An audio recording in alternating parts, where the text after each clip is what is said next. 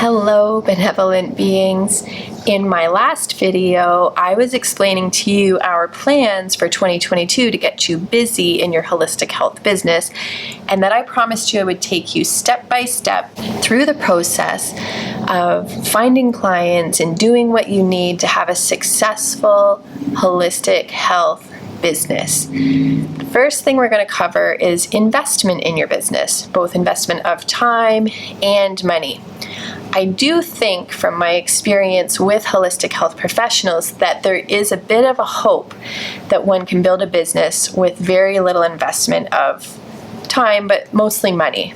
That's a bit of a myth. We don't have to spend a lot of money building your business, and I don't want this to be a thing that stops you from trying to build a business. I'm going to break it down and talk about building a business on a budget, what you can do yourself, what's worth putting money into, what not to waste money on, where to put your time, and how much time to spend on things. And I think that this will take a lot of the overwhelm out and give you a really realistic idea of what it takes to build a holistic health business. If you don't already have money saved up that you were planning to invest in your holistic health business, which I think is the majority of people that I know. Very few people come in with that sense of, I want to build a business, it takes money, here's the money, and I'm going to spend it in this way. A lot of people are mothers, especially young or newer mothers who have babies at home, who have been maybe underemployed, or the money that they have made in their employment situations has just gone to pay the bills, and so they're kind of living paycheck to paycheck. A lot of the people who have a desire to get into holistic health work are sort of benevolent beings, as I say at the beginning of a lot of my videos. They're people who are in it not to get rich, but to help people. And so they don't always have a lot of savings or a lot of access to funds for investing in business. So we're going to keep this really realistic. Where does the money come from? And again, I'm going to get into how much money do you need to build a business and what do you need to invest in now and what can wait for later. It's really realistic to keep some employment while building a self-employment business. I did it that way. I was building my business while also, having a baby and doing maternity leave and all of those things. We didn't have extra money for building a business, and so I continued to work and then did my self-employment on the side, and then that balance shifted. I went from full-time work to part-time employed work so that I could work more in self-employment until I could fully sustain myself self-employed only. I did jobs that weren't jobs that, I would ever aspire to do, but I always knew they were temporary because I had a dream. I worked in call centers. I did office jobs for the Red Cross. I was a waitress. So I did different things that gave me the flexibility. And if one job, demanded too much of me time-wise, then I would switch jobs to one that I could put less hours in, and I still had to use that money to sort of pay the bills at home, but it would give me a little bit of stability while I invested and grew my business. And then any money I would make from my self-employed business, I could invest back into the business at times. So I think that's the most common approach to doing this work. If that feels discouraging, I get that, and there are other ways. Somebody could borrow money, and if you were going to borrow money to grow your business, you don't need to borrow a lot, but you would need to have a business plan, and so that's for another video.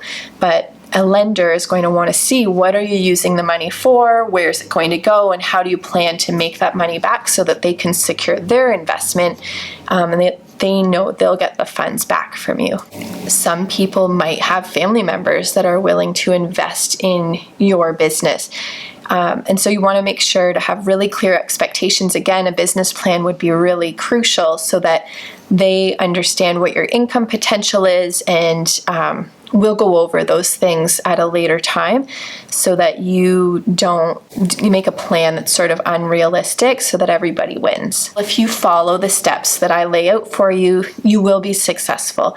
There's going to be a need for a lot of self-reflection, a lot of looking in the mirror, a lot of self-improvement and things like that. But I do believe that anybody can be successful if they put the time in and if they're willing to invest a little bit of money. So we'll start with money. What are the things that you should invest money in when you're growing a holistic health business?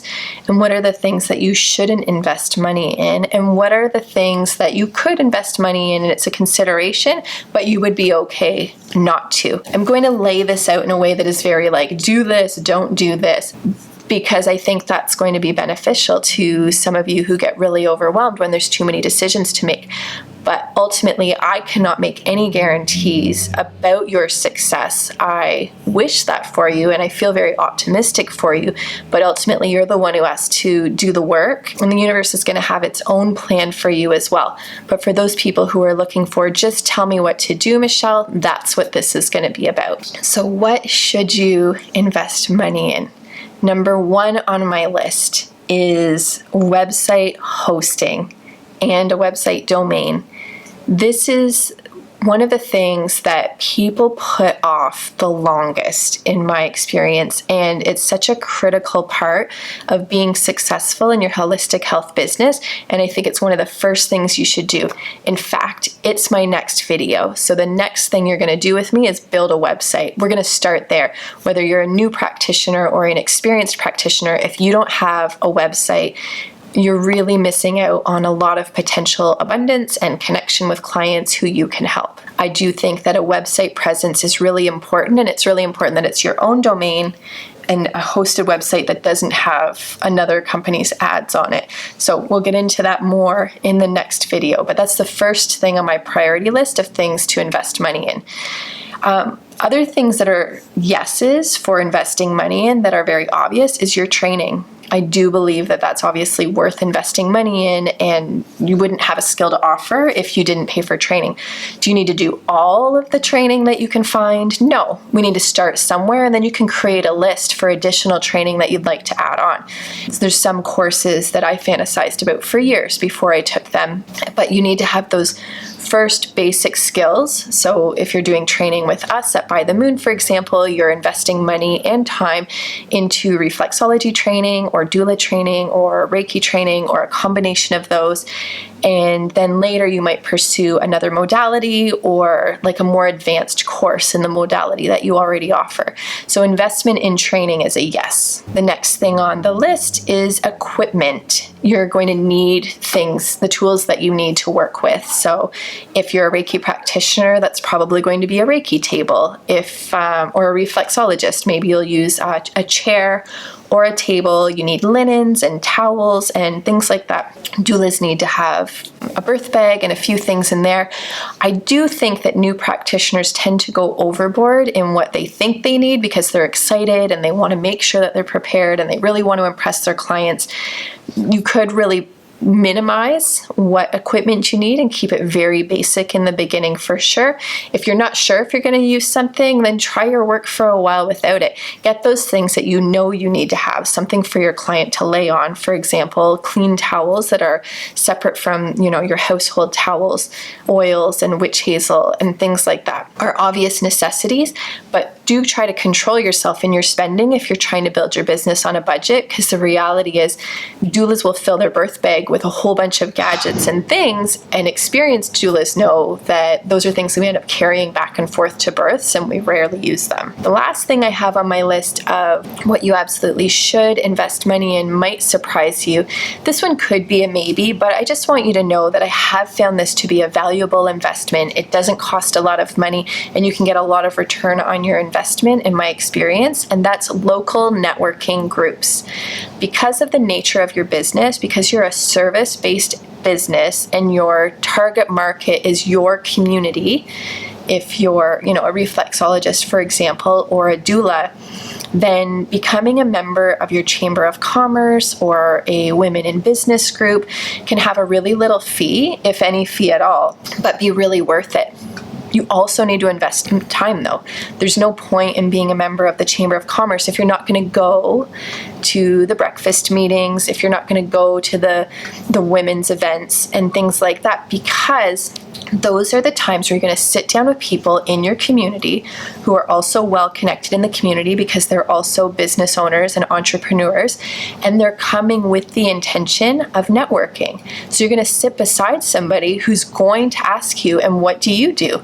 They know that you're an entrepreneur. They know you're trying to build a business. They want to talk about what they do, and so they're naturally also going to be interested in what you do. And it's these relationships that can build your business very quickly, because people who go to these kinds of networking events want to support each other in growing their businesses. So it's definitely worth the investment, because like I said, it's a small fee. You usually pay for the year, but make sure you're also investing your time by showing up and actually talking about what you do. On my optional list of things that you should spend money on in your business, this one might also surprise you. I put a treatment room or a workspace. The reason I have it as optional is because in the early days of my business, I did my work mobile. I would take my equipment and go to my clients' homes and offer them my service in their home. I've also had home treatment rooms in 2 different houses that I worked in. So that was something that was already being paid for by my family. We had extra space, or we would make extra space so that I could build my business that way. I've also obviously rented treatment rooms in other people's businesses and even leased massive spaces with huge overhead. So I've done all of the above. But when you're building, the more you can minimize your overhead with regards to where you're going to offer your service, the more money will go into your pockets. So you're going to be able to build more momentum with your business by investing money in other things and being able to also pay yourself and sustain yourself. Now, this will only be optional for some people. Obviously, if you don't have a home that's suitable for working at home, like if you have a lot of children and they make a lot of noise, you might not feel comfortable in that setting, or maybe you don't live in the right location for clients to come to because you're very rural or something like that. But for those of you that can make that work, or who are comfortable doing a mobile service, it's a great way to get yourself going and meet lots of clients without having to spend too much money. I will make another video where I talk about lease agreements and renting treatment space and working for a split and all of those kinds of things. So we'll come back to this topic to help people navigate those kinds of situations in another video. The other thing I put on the maybe invest money in list is online ads. Ads on Facebook, ads on Instagram, ads on Google. You will get some return on this. It is a risky investment because it might not work. It depends on the quality of your ad. It depends on your ability to really target your audience. And that would probably be another video that I should make in future so that you can do that more confidently. You can definitely get by without paying for online ads, but I do have it on the maybe list. It's not a no, and it's definitely not a yes must-have thing. What I don't suggest you invest money in is radio ads or newspaper ads. They might be effective for some other types of business, but in my experience and what I've seen supporting others, they can be very expensive with little to no return for your business. There's much more effective ways for you to build relationships with your potential clients and bring them in. One of the things that we do at By the Moon is we collect data about how people find us, and that's something you should do in your holistic health business as well. If you're a By the Moon student, you know that on our intake forms that we provide you, there's a spot where you can ask your clients, how did you hear about me? There's not much point in collecting that data if you're not using it. So go back through your forms if you've started collecting information this way and harvest that information. So we did that recently with our students and where the registrations come from for our training programs. And I think you'll be very surprised to hear where our referrals come from. It's a little bit different than your business as a reflexologist or a Reiki practitioner or a doula, but not really. Your market's going to be similar, similar people who are doing similar things, but yours is going to be more local, where ours is a bigger area. So out of these referral sources, I want you to guess which one you think was our number one source of referrals and which one was the least effective source of referrals. And then I also want you to consider how much time or money goes into each resource.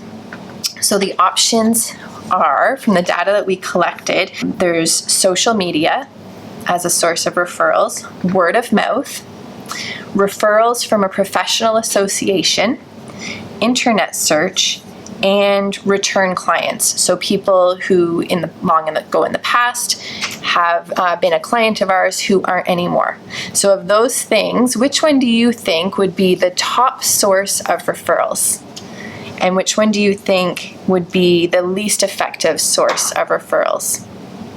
For us, the top source of people coming into our business, of students, was internet search at 37%. So more than 1/3 of the students that come to By the Moon found us because they went onto a search engine and looked for us. They looked for somebody providing the service that we offered, and they found our website, and they found our information that way. The least effective source of referrals for our business in 2021 was social media.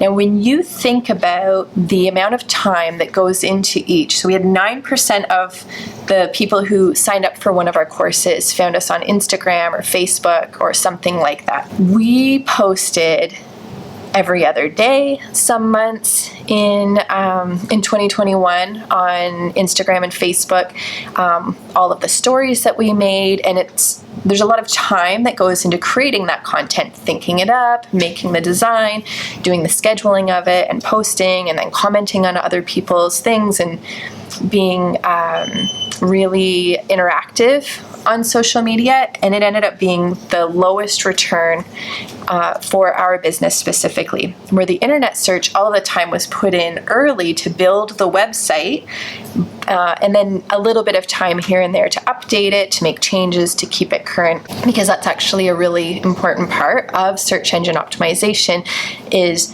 letting the internet know that your website is very much alive and your business is active. So I'm going to talk about that more in the next video. So the rest of the breakdown went like this. 26% of our students actually found us through word of mouth. So 1/4 of you, or the people who did sign up for our courses, were told about our programs by somebody else who was really happy with them. Somebody else said, I'm taking this course and it's awesome.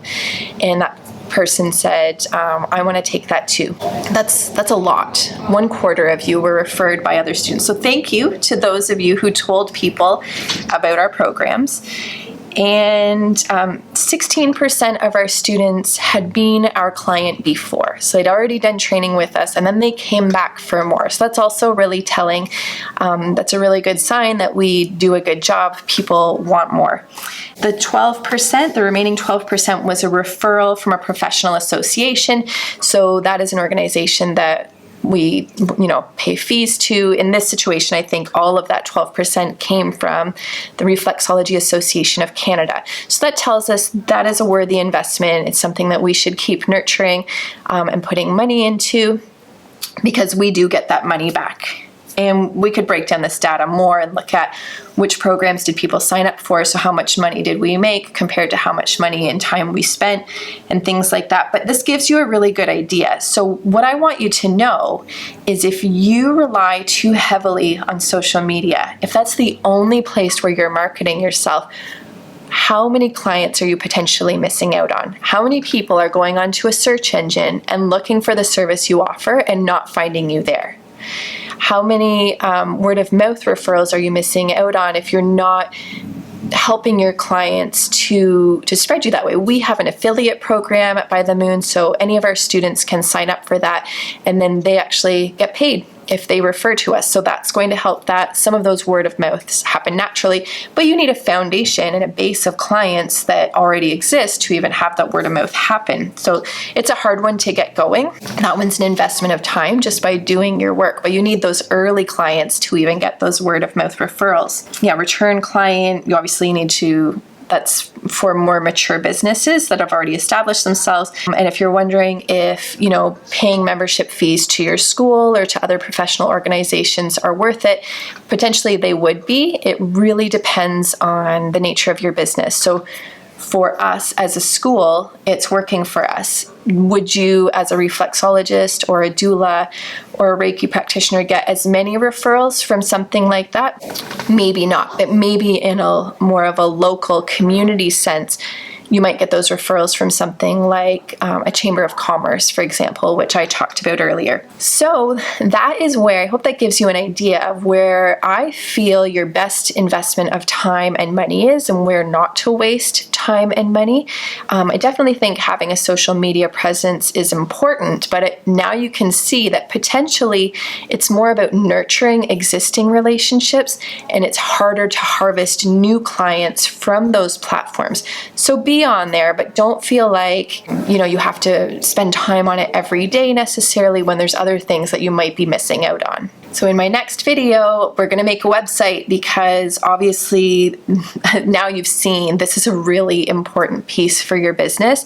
It doesn't have to be hard. It doesn't have to be overwhelming. It doesn't have to be expensive.